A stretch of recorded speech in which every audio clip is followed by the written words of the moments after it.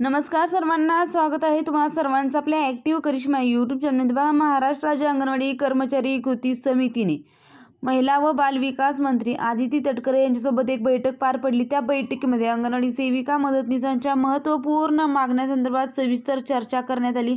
काही मागण्यांना आदिती तटकरे यांनी मंजुरी दिली, तर काही मागण्यांसंदर्भात त्यांनी स्पष्टता सकारात्मक भूमिका दर्शवलेली आहे। तर कोणत्या मागण्या आपल्या इथं मान्य करण्यात आल्या हे आपण थोडक्यात या व्हिडिओच्या माध्यमातून, या इतिवृत्ताच्या माध्यमातून जाणून घेऊया।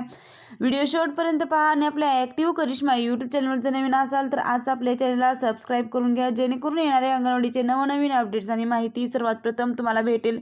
तर बघा ताईंनो, महाराष्ट्र राज्य अंगणवाडी कर्मचारी कृती समितीने 25/2/2026 रोजी आज रोजी माननीय महिला व बालविकास मंत्री आदिती तटकरे, प्रधान सचिव, उपसचिव, ICDS आयुक्त यांच्यासोबत मंत्रालयात कृती समितीची बैठक झाली। सुमारे सव्वा तास चाललेल्या या बैठकीमध्ये कृती समितीच्या वतीने सुभाष शमीम, राजेश सिंह, दत्ता देशमुख, जीवन सरोडे, शकुंतला घोरपडे आदी उपस्थित होते। प्रोत्साहन भत्ता मानधनात वर्ग करणे, सेविकापदी थेट नियुक्ती करण्यात आलेल्या मूळच्या मिनी सेविका व मदतनीस यांचे निवृत्तीचे वय 65 करणे, आजारपणाची रजा, उन्हाळ्याची 1 महिना सुट्टी, ग्रॅज्युइटी, मासिक पेन्शन, थकीत केंद्रीय मानधन, 5 GBचा टॅब, डेटा रिचार्ज, थकीत TADA, इंधन CBE भत्ते, लाडकी बहीण, अर्ज भरण्याचा मोबदला आदी मुद्द्यांवर सविस्तर चर्चा करण्यात आली।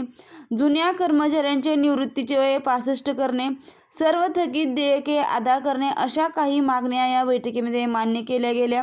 प्रोत्साहन भत्त्याच्या निकषांमध्ये बदल करण्याची आवश्यकता आहे हे मान्य करून 15 दिवसात आपल्या सूचना पाठवण्याबाबत त्यांनी सर्व संघटनांनी यावेळेस आवाहन केलेले आहे। उन्हाळ्याची सुट्टी वाढवणे आणि मदतनीसांना लाडकी बहीण अर्ज भरण्याचा मोबदला देणे याबाबतीत मात्र सकारात्मक प्रतिसाद मिळालेला नाही आहे। अंगणवाडीपासून ठराविक अंतरावर खाजगी किंवा स्थानिक स्वराज्य संस्थांच्या बालवाड्या काढायला परवानगी न देण्याबाबतच्या शालेय विभागाशी तसेच निवडणुकांचे काम न देण्याबाबत निवडणूक आयोगाशी चर्चा करून त्यांनी मान्य केले। एकूणच बैठकीमध्ये अनेक विषयांवरील चर्चा ही पुढे गेलेली आहे। बृजपाल सिंह, सुभाष शमीम, दिलीप उटाणे, कमल पडळकर, भगवानराव देशमुख, जीवन सरोडे, जयश्री पाटील यांच्याकडून ही महत्त्वपूर्ण माहिती आपल्या समोर आलेली आहे। बघा ताईंनो, याच्यामध्ये फक्त अंगणवाडी सेविका मदतनीसांच्या जो आपला थकीत TADA आहे, मानधन जे आहे थकीत, त्याच्यावर सविस्तर चर्चा करण्यात आली। उन्हाळ्याची सुट्टीबाबत आदिती तटकरेंनी कोणता देखील निर्णय दिलेला नाही। तसेच लाडक्या बहिणींचे फॉर्म ज्या मदतनीसांनी भरले त्यांच्या संदर्भात देखील अजून कोणत्याही प्रकारचा ठोस निर्णय झालेला नाही आहे, अशी माहिती आपल्याला या इतिवृत्ताच्या माध्यमातून समोर आलेली आहे। ताईंनो बघा, या व्हिडिओमध्ये या माहितीमध्ये सांगितल्याप्रमाणे आपण कालच एक माहिती पाहिली की महाराष्ट्र राज्य अंगणवाडी कर्मचारी कृती संघाने एक मागणी केलेली की उन्हाळी सुट्टी 1 महिना करा आणि त्याच्या संदर्भात लाभार्थ्यांना THR वाटप करा 1 महिन्याचं। त्याच्या संदर्भात आदिती तटकरे यांनी कोणतीही सकारात्मक स्पष्ट भूमिका सांगितलेली नाही, अशी माहिती आपल्याला या इतिवृत्ताच्या माध्यमातून समजत आहे।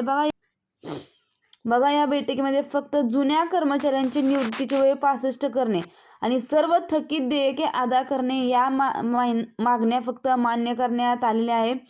प्रोत्साहन भत्त्याच्या संदर्भात देखील महत्त्वपूर्ण मागणी इथं मांडण्यात आली होती। त्याच्या संदर्भात आदिती तटकरेंनी सकारात्मक भूमिका दर्शवलेली आहे आणि 15 दिवसात त्यांनी याच्या संदर्भात आदेश काढू अशी माहिती आपल्या समोर आलेली आहे। उन्हाळ्याची सुट्टी वाढवणे आणि मदतनीसांना लाडकी बहीण योजनेचा अर्ज भरण्याचा मोबदला देणे याबाबतीत मात्र सकारात्मक प्रतिसाद मिळालेला नाही।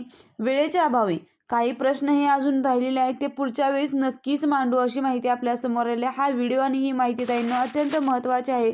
जास्तीत जास्त अंगणवाडी सेविका ताईंना, मदतनीस ताईंना शेअर करा आणि असेच अंगणवाडीचे नवनवीन अपडेट्स आणि माहिती पाहण्यासाठी तुम्ही आजच आपल्या ॲक्टिव्ह करिश्मा यूट्यूब चॅनलला सबस्क्राईब करा। व्हिडिओ आवडला असेल तर एक लाईक नक्कीच करा। धन्यवाद।